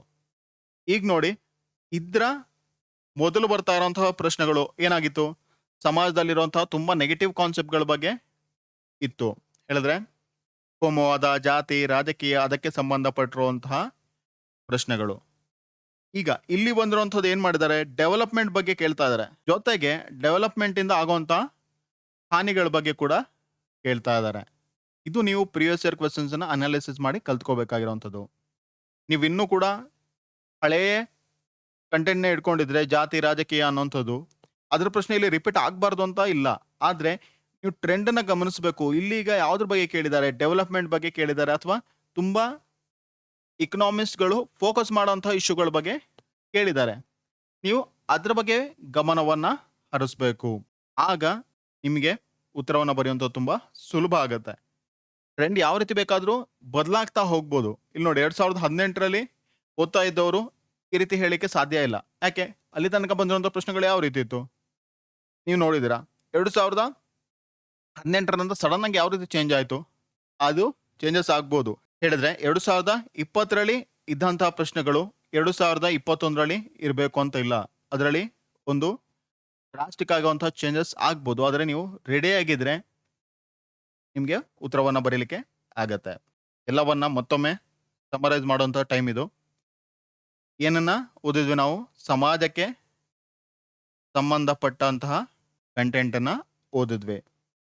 ಇಲ್ಲಿ ಮುಖ್ಯವಾಗಿ ಯಾವುದನ್ನೆಲ್ಲ ಗಮನಿಸಿದ್ರೆ ನೀವು 2018ರ ಮೊದಲಿದ್ದಂತಹ ಪ್ರಶ್ನೆಗಳು, ನಂತರ 2018ರ ನಂತರ ಬಂದಂತಹ ಪ್ರಶ್ನೆಗಳು, ಅದರಲ್ಲಿ ಯಾವ್ಯಾವ ರೀತಿ ಬದಲಾವಣೆ ಇತ್ತು ಅನ್ನೋಂಥದ್ದು, ಜನರಲ್ ಆಗಿರುವಂತಹ ಸಮಸ್ಯೆಗಳ ಬಗ್ಗೆ ಕಂಟೆಂಟನ್ನು ನೀವು ಕಲ್ತ್ಕೊಳ್ಬೇಕು. ಏನದು? ಒಂದು, ದೇಶದ ಸಮಸ್ಯೆಗಳು. ಏನೇನು ಬರುತ್ತೆ ದೇಶದ ಸಮಸ್ಯೆ ಹೇಳಿದ್ರೆ? ಅನೇಕ ಘಟನೆಗಳನ್ನ ಇಲ್ಲಿ ಕೇಳಿದ್ರೆ, ಉದಾಹರಣೆಗೆ ಬಂದ್ ಆಗಿರ್ಬೋದು, ನಂತರ ಜಾತಿ, ರಾಜಕೀಯ, ಇನ್ನೇನು ಬಂದಿದೆ ಅಲ್ಲಿ? ಜನಸಂಖ್ಯೆ, ಅದಕ್ಕೆ ಸಂಬಂಧಪಟ್ಟಂತಹ ಪ್ರಶ್ನೆಗಳು, ನಂತರ ಉದ್ಯೋಗ, ಲಿಂಗಾನುಪಾತ, ಇದೆಲ್ಲ ಬರುತ್ತೆ. ಆಮೇಲೆ ಇನ್ನೇನು ಬರುತ್ತೆ? ಸಮಾಜಕ್ಕೆ ಇರುವಂತಹ ಚಾಲೆಂಜಸ್ಗಳು, ಅದು ಕೂಡ ಬರ್ತಾ ಇದೆ. ಏನದು? ಭ್ರಷ್ಟಾಚಾರ ಆಗಿರ್ಬೋದು, ಆಮೇಲೆ ಕೋಮುವಾದ, ಇದು ಒಂದು ಕಡೆ ಆಯಿತು. ಇನ್ನೊಂದು ಕಡೆ ಏನು ಬರ್ತಾ ಇದೆ? ಡೆವಲಪ್ಮೆಂಟ್ಗೆ ಸಂಬಂಧಪಟ್ಟಿರುವಂತಹ ಪ್ರಶ್ನೆಗಳು. ಡೆವಲಪ್ಮೆಂಟಲ್ಲಿ ಏನೇನು ಬರ್ತದೆ? ಅರ್ಬನೈಸೇಷನ್ ಬರುತ್ತೆ, ಆಮೇಲೆ ಗ್ಲೋಬಲೈಸೇಷನ್ ಬರುತ್ತೆ, ಟ್ರಾಫಿಕ್ ರಿಲೇಟೆಡ್ ಕ್ವೆಶನ್ಸ್ ಬಂದಿದೆ. ಇನ್ನು ಮುಖ್ಯವಾಗಿರುವಂಥದ್ದು ಇಲ್ಲಿ ಸಂಸ್ಕೃತಿಗೆ ಸಂಬಂಧಪಟ್ಟಿರುವಂಥದ್ದು. ಸಂಸ್ಕೃತಿ ಮತ್ತೆ ರೀಸೆಂಟ್ ಟ್ರೆಂಡ್ಗಳನ್ನ ಲಿಂಕ್ ಮಾಡಿ ಪ್ರಶ್ನೆಗಳನ್ನ ಕೇಳಿದ್ದಾರೆ. ಯಾವುದು? ಉದಾಹರಣೆಗೆ ಭಾರತದ ಬಹು ಸಂಸ್ಕೃತಿ, ಅದರ ಬಗ್ಗೆ ಪ್ರಶ್ನೆನ ಕೇಳಿದ್ದಾರೆ. ನಂತರ ಸಾಮಾಜಿಕ ಸುಧಾರಣೆಗಳ ಅವಶ್ಯಕತೆಯನ್ನ ಕೇಳಿದ್ದಾರೆ. ಜೊತೆಗೆ ಗ್ಲೋಬಲೈಸೇಷನ್ ಮತ್ತೆ ಭಾರತದ ಸಂಸ್ಕೃತಿ, ಜಾಗತೀಕರಣ ಮತ್ತೆ ಭಾರತದ ಸಂಸ್ಕೃತಿನ ಲಿಂಕ್ ಮಾಡಿ ಪ್ರಶ್ನೆಗಳನ್ನ ಕೇಳಿದ್ದಾರೆ. ಅರ್ಥ ಆಗ್ತಿದೆ ಅಲ್ವಾ? ಈ ರೀತಿ ಟಾಪಿಕ್ಗಳು ಇವಾಲ್ವ್ ಆಗ್ತಾ ಹೋಗ್ತಿದೆ. ಇದನ್ನ ಸರಿಯಾಗಿ ಗಮನದಲ್ಲಿ ಇಟ್ಕೊಳ್ಳಿ. ಇದಕ್ಕೆ ಬೇಕಾದಂತಹ ಒಂದಷ್ಟು ಕಂಟೆಂಟ್ನ ನೀವೇ ರೆಡಿ ಮಾಡಿ ಇಟ್ಕೊಂಡಿರಿ. ದೇಶದ ಸಮಸ್ಯೆಗಳು ಯಾವ್ಯಾವುದಿದೆ, ರೀಸೆಂಟ್ ಆಗಿ ಬಂದಿರುವಂತಹ ಡೆವಲಪ್ಮೆಂಟ್ ಮತ್ತೆ ಅದಕ್ಕೆ ಸಂಬಂಧಪಟ್ಟಂತಹ ಯಾವುದಾದ್ರೂ ಇಶ್ಯೂಗಳು ಇದೆಯಾ? ಉದಾಹರಣೆಗೆ ಆಗ್ಲೇ ಹೇಳಿದೆ, ಬಂದ್ ಈಗ ಯಾವ ರೀತಿ ಚೇಂಜಸ್ ಅನ್ನ ಪಡಿತಾ ಇದೆ. ನಮ್ಮ ದೇಶದ ಸಮಸ್ಯೆ ಅಂತಾರಾಷ್ಟ್ರೀಯ ಮಟ್ಟದಲ್ಲಿ ಒಂದು ದೊಡ್ಡ ಸಮಸ್ಯೆ ಅಂತ ಹೇಳಿ ಬಿಂಬಿಸಿ ಅದನ್ನ ಯಾವ ರೀತಿ ಮಾರ್ಕೆಟಿಂಗ್ ಮಾಡ್ತಾ ಇದ್ದಾರೆ, ಯಾವ ರೀತಿ ಮ್ಯಾನಿಪುಲೇಟಿಂಗ್ ಮಾಡ್ತಾ ಇದ್ದಾರೆ, ಅದರ ಪ್ರಭಾವ ನಮ್ಮ ದೇಶದ ಮೇಲೆ ಏನಾಗ್ತಾ ಇದೆ, ನಮ್ಮ ದೇಶದ ಇಮೇಜ್ನ ಮೇಲೆ ಏನಾಗ್ತಾ ಇದೆ, ಅದನ್ನ ಫೋಕಸ್ ಮಾಡಬೇಕು. ನಂತರ ಡೆವಲಪ್ಮೆಂಟ್ ಆಕ್ಟಿವಿಟೀಸ್ಗಳಿಗೆ ಯಾವ ರೀತಿ ಈ ಪ್ರೊಟೆಸ್ಟ್ಗಳು ಸಪೋರ್ಟ್ ಮಾಡ್ತಾ ಇದೆ ಅದನ್ನ ಬರಿಬೋದು. ಅಥವಾ ಇನ್ನೋಡಿ NGOಗಳ ಬಗ್ಗೆ ಪ್ರಶ್ನೆಗಳು ಕೂಡ ಬರ್ಬೋದು. NGOಗಳ ಬಗ್ಗೆ ಪ್ರಶ್ನೆಗಳು ಇಲ್ಲಿ ತನಕ ಕಾಣ್ಲಿಕ್ಕೆ ನಮಗೆ ಸಿಗ್ಲಿಲ್ಲ. NGOಗಳು ನಮ್ಮ ದೇಶಕ್ಕೆ ಯಾವ ರೀತಿ ಕೊಡುಗೆಯನ್ನು ಕೊಡ್ತಾ ಇದೆ, ಜೊತೆಗೆ ಅದ್ರ ಜೊತೆ ಅದರಲ್ಲಿ ಏನೇನು ಸಮಸ್ಯೆಗಳಿದೆ, ಆ ಥರ ಎಮರ್ಜಿಂಗ್ ಟಾಪಿಕ್ಸ್ಗಳನ್ನ ಲೀಸ್ಟ್ ಮಾಡ್ಕೊಳ್ತಾ ಹೋಗಿ. ನೆಕ್ಸ್ಟ್ ಬರುವಂಥದ್ದು ಸೈನ್ಸ್ ಮತ್ತು ಟೆಕ್ನಾಲಜಿಗೆ ಸಂಬಂಧಪಟ್ಟಿರುವಂಥದ್ದು. Science and technology related questions. ಮಾಹಿತಿ ತಂತ್ರಜ್ಞಾನ ಮತ್ತು ಭವಿಷ್ಯ, ಯಾವಾಗದ ಪ್ರಶ್ನೆ ಇದು? 2000ರಲ್ಲಿ ಇರುವಂತಹ ಪ್ರಶ್ನೆ, ಬೇಸಿಕ್ ಕ್ವೆಶನ್ ಆಯ್ತು ಇದು. ನಂತರ ಭಾರತದ ಅಭಿವೃದ್ಧಿಗೆ ಏಕಮಾತ್ರ ಮಾರ್ಗವೇ? ಇಲ್ಲೇನು ಬರಿಬೇಕಿತ್ತು? ಅದು ಒಂದೇನಾ ದಾರಿ? ಟೆಕ್ನಾಲಜಿ ನಾವು ಡೆವಲಪ್ಮೆಂಟ್ ಮಾಡಿಲ್ಲ ಅಂತ ಹೇಳಿದ್ರೆ ನಮ್ಮ ದೇಶ ಪ್ರಗತಿ ಸಾಧಿಸೋದಕ್ಕೆ ಆಗಲ್ವಾ? ಪ್ರತಿಯೊಂದು ವರ್ಡ್ ಕೂಡ ಅತ್ಯಂತ ಮುಖ್ಯವಾಗುತ್ತೆ. ಏಕಮಾತ್ರ ಅಂತ ಹೇಳಿದ್ರೆ ಏನು ಕೇಳ್ತಾರೆ? ಅದು ಒಂದೇ ದಾರಿನ ಅನ್ನೋಂಥದ್ದು ಕೇಳ್ತಾರೆ. ನೀವು ಅದನ್ನ ಅಡ್ರೆಸ್ ಮಾಡಬೇಕು. ವೈಜ್ಞಾನಿಕ ಮನೋಭಾವ ಇಲ್ಲದಿದ್ದಲ್ಲಿ ಪ್ರಗತಿ ಅಸಾಧ್ಯ. ಇದಕ್ಕೆ ನೀವು ಯಾವುದೊಂದು ಕಾನ್ಸೆಪ್ಟ್ ನೀವು ಇಲ್ಲಿ ಸೇರಿಸಬಹುದಿತ್ತು. ಹಿಂದಿನ ವಿಡಿಯೋದಲ್ಲಿ ನೆನಪು ಮಾಡ್ಕೊಳ್ಳಿ, ಸೈಂಟಿಫಿಕ್ ಟೆಂಪರ್ ಅನ್ನುವಂಥದ್ದು ನಮ್ಮ ಸಂವಿಧಾನದಲ್ಲಿ ಬಂದಿದೆ. ಅದನ್ನ ಇಲ್ಲಿ ಆಡ್ ಮಾಡ್ಬೋದು. ಆಗ ನಿಮ್ಗೊಂದು ವೆಯ್ಟೇಜ್ ಜಾಸ್ತಿ ಆಗುತ್ತೆ. ಆರ್ಥಿಕ ಬೆಳವಣಿಗೆ ಮೇಲೆ ತಂತ್ರಜ್ಞಾನದ ಪ್ರಭಾವ. ಆರ್ಥಿಕ ತಂತ್ರಜ್ಞಾನದ ಮೇಲೆ ಟೆಕ್ನಾಲಜಿಯ ಪ್ರಭಾವ. ನೋಡಿ, ಟೆಕ್ನಾಲಜಿದು ಅಪ್ಲಿಕೇಶನ್ ಮತ್ತೆ ಮತ್ತೆ ಜಾಸ್ತಿ ಕೇಳ್ತಾರೆ. ಸ್ಟಾರ್ಟಿಂಗ್ ಅಲ್ಲಿ ಏನಿತ್ತು ಕ್ವೆಶ್ಚನ್ ನೋಡಿ, ಕ್ವೆಶ್ಚನ್ಸ್ಗಳು ಯಾವ ರೀತಿ ಚೇಂಜಸ್ ಆಗ್ತವೆ ಅನ್ನೋದು. ಸ್ಟಾರ್ಟಿಂಗ್ ಅಲ್ಲಿ ಏನಿತ್ತು, ಮಾಹಿತಿ ತಂತ್ರಜ್ಞಾನದ ಬೇಸಿಕ್ಸ್ ಹೇಳಿದ್ರು. ಮಾಹಿತಿ ತಂತ್ರಜ್ಞಾನ ಹೇಳಿದ್ರೇನು ಅದರ ಭವಿಷ್ಯ. ನಂತರ ಅದನ್ನ ಭಾರತದ ಅಭಿವೃದ್ಧಿಗೆ ಜೋಡಿಸಿದ್ರು. ಆಮೇಲೆ ಏನಾಗುತ್ತೆ ಇಲ್ಲಿ ನೋಡಿ, ಪ್ರಗತಿಗೆ ಅದರ ಲಿಂಕ್ ಏನಿದೆ. ಈಗ ಬಂದಿರುವಂಥದ್ದು ಆರ್ಥಿಕ ಬೆಳವಣಿಗೆ, ಇದು ರೀಸೆಂಟ್ ಟ್ರೆಂಡ್. ಯಾವ ರೀತಿ ಕ್ವಶನ್ಸ್ ಚೇಂಜ್ ಆಗ್ತದೆ ನೀವು ಅದನ್ನ ಹುಡುಕ್ತಾ ಹೋದ್ರೆ ಸಾಕು. ನೋಡಿ, ಪ್ರಶ್ನೆ ಯಾವ ರೀತಿ ಇವಾಲ್ವ್ ಆಗ್ತಿದೆ ಅನ್ನೋಂಥದ್ದು. ಸ್ಟಾರ್ಟಿಂಗ್ ಅಲ್ಲಿ ಬೇಸಿಕ್ ಹೇಳಿದ್ರು, ಮಾಹಿತಿ ತಂತ್ರಜ್ಞಾನ ಹೇಳಿದ್ರೇನು ಅದರ ಭವಿಷ್ಯ ಏನು, ನಂತರ ಅದು ಅಭಿವೃದ್ಧಿಗೆ ಯಾವ ರೀತಿ ಸಹಾಯವನ್ನು ಉಂಟು ಮಾಡ್ತಾ ಇದೆ. ಇಲ್ಲಿ ಬಂದಿರೋಂಥ ಪ್ರಶ್ನೆ ನೋಡಿ, ಇದು 6 ವರ್ಷ ಗ್ಯಾಪ್ ಆದ್ಮೇಲೆ ಬಂದಿರೋಂಥ ಪ್ರಶ್ನೆ. ಅದಾದ್ಮೇಲೆ ನೆಕ್ಸ್ಟ್ ಯಾವುದಕ್ಕೆ ಲಿಂಕ್ ಮಾಡಿದ್ರು, ಆರ್ಥಿಕತೆ. ಆ ಟೈಮಲ್ಲಿ ಏನಾಗ್ತಾ ಇತ್ತು, ಆರ್ಥಿಕತೆಗೆ ಮೊಬೈಲ್ ಬ್ಯಾಂಕಿಂಗ್ ಆಗಿರ್ಬೋದು, ಇಂಟರ್ನೆಟ್ಗೆ ಸಂಬಂಧಪಟ್ಟಿರುವಂತಹ ವಿಚಾರಗಳು ಜಾಸ್ತಿ ಬೆಳೀತಾ ಇತ್ತು. ಆದ ಕಾರಣದಿಂದ ಅದನ್ನ ತಗೊಂಡಿದ್ದಾರೆ.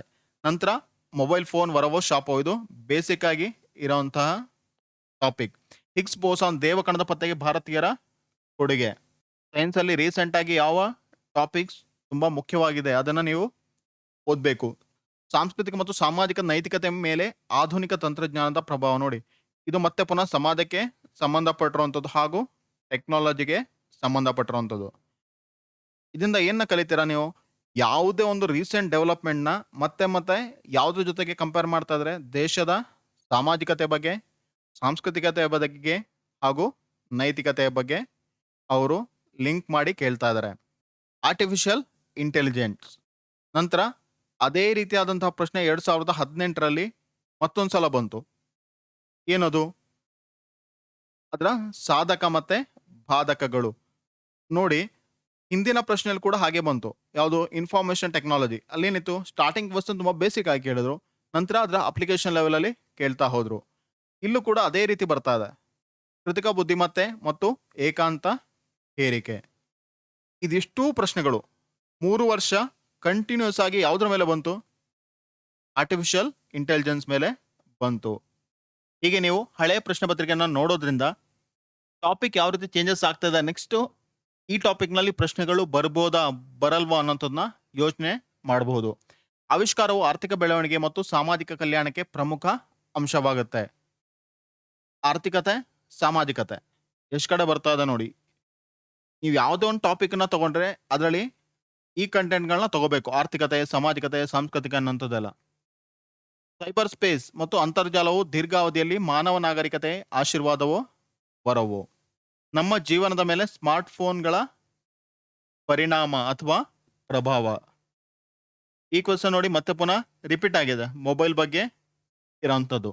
ಅಲ್ಲಿ ಜನರಲ್ ಆಗಿ ಮೊಬೈಲ್ ಅಂತ ಹೇಳಿ ಕೊಟ್ಟಿದ್ರು, ಇಲ್ಲಿ ಎಸ್ಪೆಷಲಿ ಸ್ಮಾರ್ಟ್ ಫೋನ್ ಅನ್ನೋಂಥದ್ದನ್ನ ಕೊಟ್ಟಿದ್ದಾರೆ. ಇಲ್ಲಿ ನೀವು ಜಾಸ್ತಿ ಯಾವುದಕ್ಕೆ ಫೋಕಸ್ ಮಾಡ್ಬೋದು, ಸ್ಮಾರ್ಟ್ ಫೋನ್ ಅಲ್ಲಿ ಇರುವಂತಹ ಫೀಚರ್ಸ್ಗಳ ಬಗ್ಗೆ ನೀವು ಫೋಕಸ್ ಮಾಡ್ಬೋದು. ಉದಾಹರಣೆಗೆ ಆ್ಯಪ್ಗಳು ನಮ್ಮ ಯುವಕರನ್ನ, ಸಣ್ಣ ಸಣ್ಣ ಮಕ್ಕಳನ್ನ ಯಾವ ರೀತಿ ಹಾಳು ಮಾಡ್ತಾ ಇದೆ, ಯಾವ ರೀತಿ ಅವ್ರನ್ನ ಅದಕ್ಕೆ ವ್ಯಸನಿಗಳಾಗುವಂತೆ ಮಾಡ್ತಾ ಇದೆ, ಕಂಟೆಂಟ್ಗಳಲ್ಲಿ ಏನೇನು ಪ್ರಾಬ್ಲಮ್ ಬರ್ತಾ ಇದೆ, ಜೊತೆಗೆ ಸ್ಮಾರ್ಟ್ ಫೋನಲ್ಲಿ ಇರುವಂತಹ ರೇಡಿಯೇಷನ್ಸ್ಗಳಾಗಿರ್ಬೋದು, ಮೊಬೈಲ್ದು ಬ್ರೈಟ್ನೆಸ್ ಆಗಿರ್ಬೋದು, ಅದರಿಂದ ಏನೇನು ಸಮಸ್ಯೆಗಳಾಗ್ತದೆ. ನಿಮ್ಮ ಹಳೆ ಫೋನ್ಗಳಿದ್ರೆ ಡಿಸ್ಪ್ಲೇ ತುಂಬ ಸಣ್ಣ ಇತ್ತು, ಅದರ ಇಂಪ್ಯಾಕ್ಟ್ ಯಾವ ರೀತಿ ಇತ್ತು, ಈಗ ಸ್ಕ್ರೀನ್ ದೊಡ್ಡದಾಗಿದೆ, ಇನ್ನೇನು ಇಂಪ್ಯಾಕ್ಟ್ ಇದೆ, ಅದರಿಂದ ಬರುವಂತಹ ವೇಸ್ಟ್ಗಳು ಎಷ್ಟು ಜಾಸ್ತಿ ಆಗ್ತಾ ಇದೆ. ಅದರಲ್ಲಿ ಬ್ಯಾಟ್ರಿಗಳು ದೊಡ್ಡದನ್ನ ನೀವು ಬಳಸಬೇಕಾಗುತ್ತೆ. ದೊಡ್ಡ ಬ್ಯಾಟ್ರಿಗಳಲ್ಲಿ ಮತ್ತೆ ಸಮಾಜಕ್ಕೆ ಹಾನಿಕಾರಕವಾಗುವಂಥ ಮತ್ತಷ್ಟು ಕಂಟೆಂಟ್ಗಳಿರುತ್ತೆ. ಈ ರೀತಿ ಸ್ವಲ್ಪ ರಿಸರ್ಚ್ ಮಾಡ್ತಾ ಹೋಗಿ ಕಂಟೆಂಟನ್ನು ನೀವು ಯಾವ ರೀತಿ ಎಲಾಬ್ರೇಟ್ ಮಾಡ್ಬೋದು ಅಂತ ನೀವು ಯೋಚನೆ ಮಾಡಬೇಕು. ತುಂಬ ಸೀಮಿತವಾಗಿ ಬರೆದ್ರೆ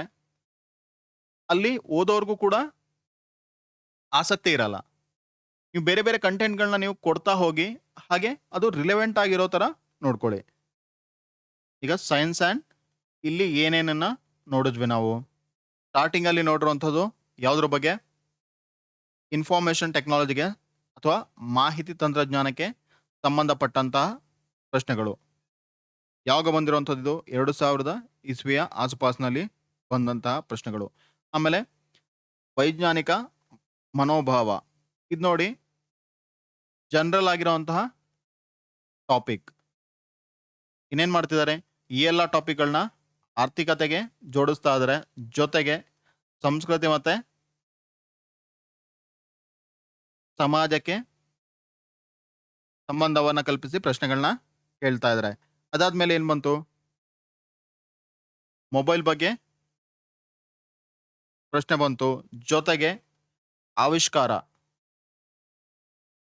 ಇದಕ್ಕೆ ಸಂಬಂಧಪಟ್ಟಂತಹ ಪ್ರಶ್ನೆ ಬಂತು, ಸೈಬರ್ ಸ್ಪೇಸ್ ಆಯಿತು, ಇಂಟರ್ನೆಟ್ಗೆ ಸಂಬಂಧಪಟ್ಟಿರುವಂಥದ್ದು ಅಥವಾ ಮೊಬೈಲ್ಗೆ ಸಂಬಂಧಪಟ್ಟಿರುವಂತಹ ಪ್ರಶ್ನೆಗಳಾಯಿತು.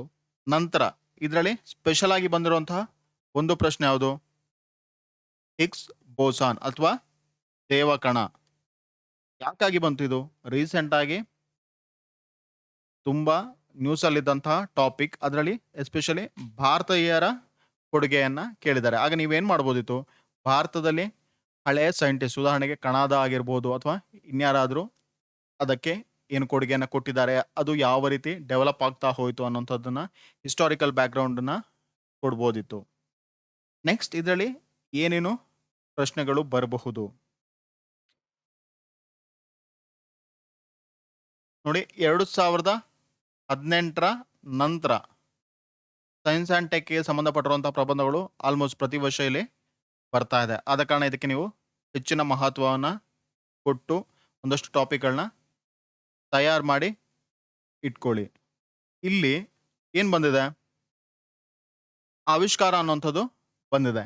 ಈಗ ಆವಿಷ್ಕಾರಕ್ಕೆ ಸಂಬಂಧಪಟ್ಟ ಹಾಗೆ ರೀಸೆಂಟ್ ಆಗಿ ಏನು ವಿಚಾರ ತುಂಬಾ ಸುದ್ದಿಯಲ್ಲಿತ್ತು, ಇತ್ತೀಚೆಗೆ ಇರುವಂಥದ್ದು ಪೇಟೆಂಟ್. ಯಾವುದರ ಪೇಟೆಂಟ್, ಔಷಧಿಗಳ ಪೇಟೆಂಟ್. ಅದೇ ಔಷಧಿಗಳ ಪೇಟೆಂಟ್ ತುಂಬಾ ಸುದ್ದಿಯಲ್ಲಿದ್ದಂತಹ ವಿಚಾರ. ಅದಕ್ಕೆ ಸಂಬಂಧಪಟ್ಟಿರುವಂತಹ ಪ್ರಶ್ನೆಗಳನ್ನ ಕೇಳ್ಬೋದು. ಮುಂದಿನ ಟಾಪಿಕ್ ಸರ್ಕಾರದ ಬಗ್ಗೆ. ಸರ್ಕಾರ ಹೇಳಿದ್ರೆ ಯಾವುದೇ ಕಾನೂನುಗಳಾಗಿರ್ಬೋದು, ಆಡಳಿತ ಆಗಿರ್ಬೋದು, ಅದರ ಬಗ್ಗೆ. ಆಡಳಿತವನ್ನು ಜನಪರಗೊಳಿಸುವುದು ಹೇಗೆ ನೋಡಿ. ಜನರ ಸೆಂಟ್ರಿಕ್ ಕ್ವಶನ್ಸ್ ಮೊದಲು ಬರ್ತಾ ಇತ್ತು. ಇಲ್ಲಿ ಪೊಲೀಸ್ ಇಲಾಖೆಯಲ್ಲಿ ಪ್ರಶ್ನೆಯನ್ನು ಕೇಳಿದ್ದಾರೆ. ಪೊಲೀಸ್ ಇಲಾಖೆ ಜನಸ್ನೇಹಿಯಾಗಿ ಯಾವ ರೀತಿ ಇರಬೇಕು, ಪ್ರಗತಿ ಮತ್ತು ರಾಜಕೀಯ ಇಚ್ಛಾಶಕ್ತಿ, ಪ್ರಗತಿ ಮತ್ತೆ ಪುನಃ ರಿಪೀಟ್ ಆಗುವಂತ ಕಾನ್ಸೆಪ್ಟ್. ಪಾರದರ್ಶಕ ಆಡಳಿತದಿಂದ ಭ್ರಷ್ಟಾಚಾರ ನಿರ್ಮೂಲನೆ, ಭ್ರಷ್ಟಾಚಾರ ಮತ್ತೆ ಪುನಃ ಬರ್ತಾ ಇತ್ತು. ಚುನಾವಣಾ ಸುಧಾರಣೆಗಳು, ಜನರಲ್ ಟಾಪಿಕ್. ಯಾವ್ದು ಸುಧಾರಣೆ ಬೇಕಿರೋ ಕೂಡ ಅವರು ಕೇಳ್ಬೋದು. ಚುನಾವಣಾ ಸುಧಾರಣೆಗಳು ಮತ್ತು ಪ್ರಶಾಸನ, ಇಲ್ಲಿ ಇದೆರಡನ್ನು ನೀವು ಫೋಕಸ್ ಮಾಡಬೇಕು. ಆಡಳಿತದಲ್ಲಿರುವ ಭ್ರಷ್ಟಾಚಾರ, ಕಾರಣಗಳು ಮತ್ತು ಪರಿಹಾರ. ಏಕರೂಪ ನಾಗರಿಕ ಸಂಹಿತೆ ನೋಡಿ. 2015 ಹಿಂದಿನ ಪ್ರಶ್ನೆಗಳು, 2015 ನಂತರದ್ದು. ಅಲ್ಲಿ ತನಕ ಮತ್ತೆ ಪುನಃ ಭ್ರಷ್ಟಾಚಾರ, ಸುಧಾರಣೆ, ಅದಕ್ಕೆ ಸಂಬಂಧಪಟ್ಟಂತಹ ಪ್ರಶ್ನೆಗಳು ಕೇಳ್ತಾ ಇದ್ರು. 2015 ಏನಾಯ್ತು, ಏಕರೂಪ ನಾಗರಿಕ ಸಂಹಿತೆ. ಆಗ ಸುದ್ದಿಯಲ್ಲಿದ್ದಂತಹ ಕಾನ್ಸೆಪ್ಟ್ ಅದು. ಸಂಚಾರ ವ್ಯವಸ್ಥೆ ಸುಧಾರಿಸುವಲ್ಲಿ ಸಾರ್ವಜನಿಕರು ಹಾಗೂ ಸರ್ಕಾರದ ಪಾತ್ರ. ಇಲ್ಲಿ ಇಬ್ಬರನ್ನು ಕೇಳ್ತಾ ಇದ್ದಾರೆ, ಸಾರ್ವಜನಿಕರನ್ನು ಕೇಳ್ತಾ ಇದ್ದಾರೆ, ಸರ್ಕಾರವನ್ನು ಕೂಡ ಕೇಳ್ತಾ ಇದ್ದಾರೆ. ಎರಡನ್ನು ಕೂಡ ಅಡ್ರೆಸ್ ಮಾಡ್ತಾ ಇದ್ದಾರೆ. ಇಬ್ರು ಕೂಡ ಏನ್ ಮಾಡ್ಬೇಕು ಅನ್ನೋಂಥದ್ದು. CAA 2019 ಮತ್ತು ಇದರ ನಂತರದ ಪರಿಣಾಮಗಳು. ನಂತರ ಏನೇನು ಪರಿಣಾಮ ಆಗಿದೆ ಅದನ್ನು ಕೂಡ ನೀವು ಬರಿಬೇಕು. ಇದು 2021 ಇದ್ದಂತಹ ಪ್ರಶ್ನೆ. ಈಗ ಓದಿರುವಂಥದ್ದು ಆಡಳಿತ ಅಥವಾ ಸರ್ಕಾರಕ್ಕೆ ಸಂಬಂಧಪಟ್ಟಂತಹ ಪ್ರಶ್ನೆಗಳಿದೆಲ್ಲ. ಇದರಲ್ಲಿ ಏನೇನು ಬಂತು, ಒಂದು ರೀಸೆಂಟ್ ಟಾಪಿಕ್ಸ್ ಯಾವುದದು, ನಾಗರಿಕ ಸಂಹಿತೆ, ಏಕರೂಪ ನಾಗರಿಕ ಸಂಹಿತೆ ಆಗಿರ್ಬೋದು, CAA ಆಗಿರ್ಬೋದು, ಅದರ ಬಗ್ಗೆ ಪ್ರಶ್ನೆಯನ್ನ ಕೇಳಿದ್ದಾರೆ. ನಂತರ ಹಳೆಯ ಪ್ರಶ್ನೆಗಳು ಯಾವುದನ್ನು ಅಡ್ರೆಸ್ ಮಾಡ್ತಾ ಇತ್ತು, ಭ್ರಷ್ಟಾಚಾರ, ಆಮೇಲೆ ಚುನಾವಣಾ ಸುಧಾರಣೆಗಳು, ರಾಜಕೀಯಕ್ಕೆ ಸಂಬಂಧಪಟ್ಟಂತಹ ನೇರ ಪ್ರಶ್ನೆಗಳು, ಇದನ್ನೆಲ್ಲ ಕೇಳಿದ್ದಾರೆ. ಈಗ ಏನೇನು ಪ್ರಶ್ನೆಗಳು ಬರ್ಬೋದು, ಇಲ್ಲಿ ತುಂಬಾ ಪ್ರಶ್ನೆಗಳನ್ನ ಕೇಳುವಂತ ಅವಕಾಶ ಸದ್ಯಕ್ಕಿದೆ. ಯಾಕಾಗಿ, ಸರ್ಕಾರ ಏನೇನು ಹೊಸ ಸ್ಕೀಮ್ಗಳನ್ನ ಕೊಟ್ಟಿದೆ, ಅನೇಕ ಹೊಸ ಸ್ಕೀಮ್ಗಳು ಬರ್ತಾ ಇದೆ. ಉದಾಹರಣೆಗೆ ಇಲೆಕ್ಷನ್ಗೆ ಸಂಬಂಧಪಟ್ಟಿರುವಂಥದ್ದು. ಇಡೀ ದೇಶದಲ್ಲಿ ಒಂದೇ ಸಂದರ್ಭದಲ್ಲಿ ಚುನಾವಣೆಯನ್ನ ಮಾಡಬೇಕು ಅನ್ನೋಂಥದ್ದು ನೋಡಿ, ಅದು ಚುನಾವಣಾ ಸುಧಾರಣೆಯಲ್ಲಿ ರೀಸೆಂಟ್ ಆಗಿ ಬಂದಂತಹ concept. One nation one ration card, ಈ ಥರ ಪ್ರಶ್ನೆಗಳು ಬರುವಂತಹ ಸಾಧ್ಯತೆ ಇದೆ. ಇದೆಲ್ಲ ನಿಮಗೆ ನೀವು ಓದ್ತಾ ಹೋದಾಗೆ ಸುಲಭದಲ್ಲಿ ಗೊತ್ತಾಗುತ್ತೆ. ಇಷ್ಟು ವಿಡಿಯೋನ ನೋಡಿದ್ಮೇಲೆ ನಿಮಗೆ ಯಾವ ಕ್ವಶನ್ ಬರುತ್ತೆ, ಹೇಗೆ ಕೇಳ್ತಾರೆ ಅನ್ನೋಂಥದ್ರ ಸಂಪೂರ್ಣ ಐಡಿಯಾ ಇರುತ್ತೆ. ನೀವೇನು ಮಾಡಬೇಕು ಅಂತ ಹೇಳಿದ್ರೆ, ಇದೆಲ್ಲವನ್ನ ಲೀಸ್ಟ್ ಮಾಡಿದ್ಮೇಲೆ ನಿಮ್ಮ ಅನಿಸಿಕೆಗಳು ಈ ಸಲ ಯಾವ ಪ್ರಶ್ನೆಗಳು ಬರ್ಬೋದು ಅನ್ನೋಂಥದ್ದನ್ನ ಕಮೆಂಟ್ ಸೆಕ್ಷನಲ್ಲಿ ಬರೀರಿ. ಅದರ ಮುಖಾಂತರ ನೀವು ನಿಮ್ಮ ಅನಿಸಿಕೆಗಳನ್ನ ಬೇರೆಯವ್ರ ಜೊತೆ ಹಂಚ್ಕೊಂಡಂಗೆ ಹೋಗುತ್ತೆ.